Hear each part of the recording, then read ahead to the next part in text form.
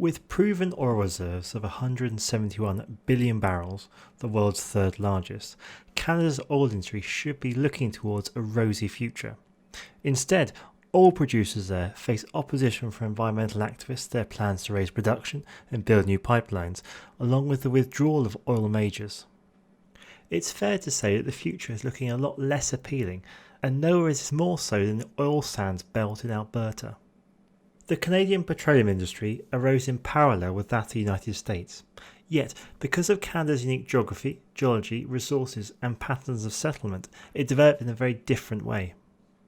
The first oil well in Canada was dug by hand rather than drilled in 1858 by James Milner Williams near his asphalt plant in Oil Springs, Ontario. At a depth of 20 metres or 66 feet, he struck oil, 1 year before the so-called Colonel Edwin Drake drilled the first oil well in the United States. Petroleum production in Ontario expanded rapidly from then, and practically every significant producer became their own refiner. In 1864, 20 refineries were operating at Oil Springs and 7 in Petrolia, Ontario. However, Ontario's status as an important oil producer did not last long. By 1880, Canada was a net importer of oil from the United States. Unlike the United States, which has several major different oil-producing regions, the vast majority of Canada's petroleum resources are concentrated in the enormous West Canadian Sedimentary Basin, one of the largest petroleum-containing formations in the world. In total, it underlies 1.4 million square kilometres, or just over 500,000 square miles of Western Canada, and consists of a massive wedge of sedimentary rock up to 6 kilometres thick, extending from the Rocky Mountains in the west to the Canada Shield in the east. Because of its geographic location, the area was settled relatively late in the history of Canada, and its true resource potential was not discovered until World War II. As a result, Canada built its major manufacturing centres near its historic hydroelectric power sources in Ontario and Quebec, rather than its petroleum resources in Alberta or Saskatchewan.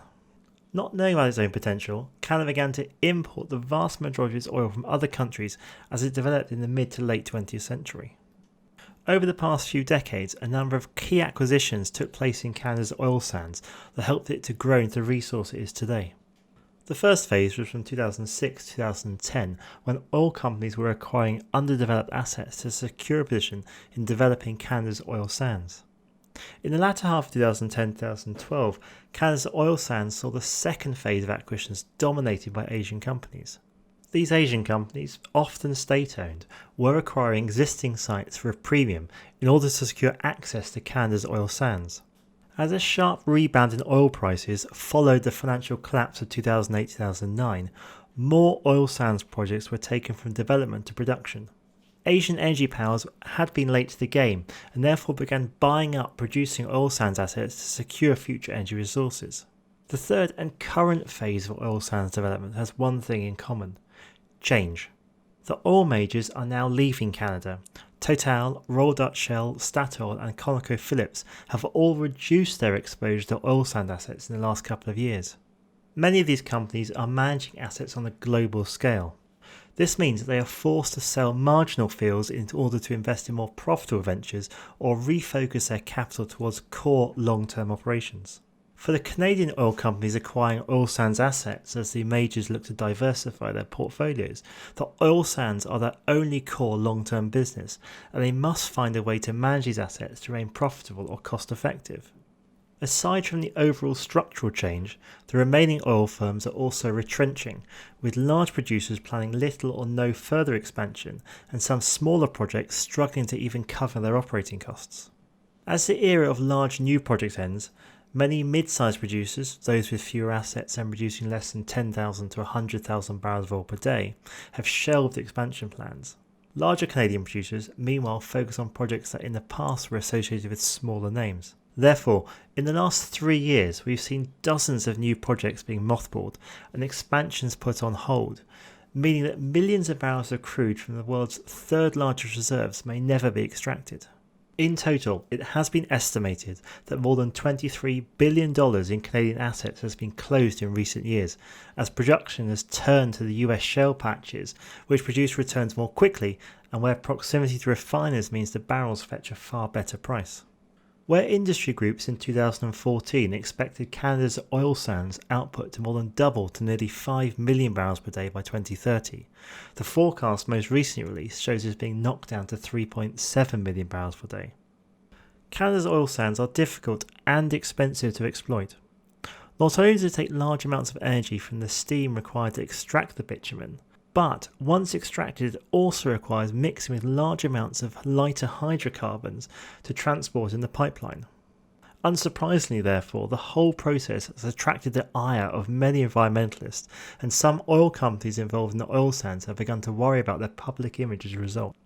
The opponents of tar sands do not confine their objections to the production process. Many of them also oppose the building of pipelines needed to transport the oil to markets elsewhere in Canada and the US.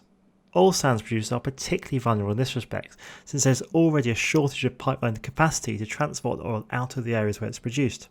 This makes oil production vulnerable to pipeline outages, not only in the oil-producing areas but elsewhere, as we saw in late 2017 where a pipeline in South Dakota that used to carry Canadian crude to the US was shut because of an oil spill. As a result, several producers must now send their crude out by rail. Positively, there is sufficient rail capacity in terms of tanker wagons to move nearly 1 million barrels per day, but regrettably there's not sufficient track capacity to carry that much in addition to Canada's normal railway traffic.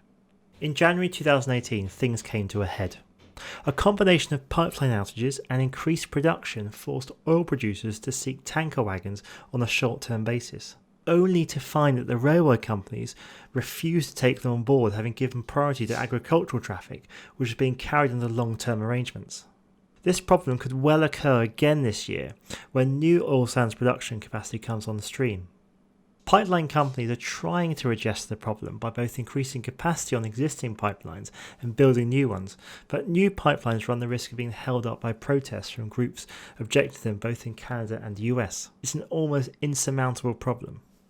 Since 2005, more than $200 billion has been invested in Alberta's oil sands. Money has poured in, fueling a multi-year boom in Alberta and growing the production from more than 500,000 barrels per day in the late 1990s to over 3 million barrels per day today.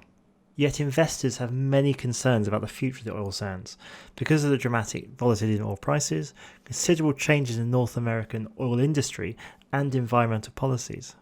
Whilst the bitumen fields are probably not going to be phased out by government, market forces mean the future could be good, bad or ugly over the next few decades. And the energy transition we're seeing across the world will have a significant impact on the future of oil production in Canada.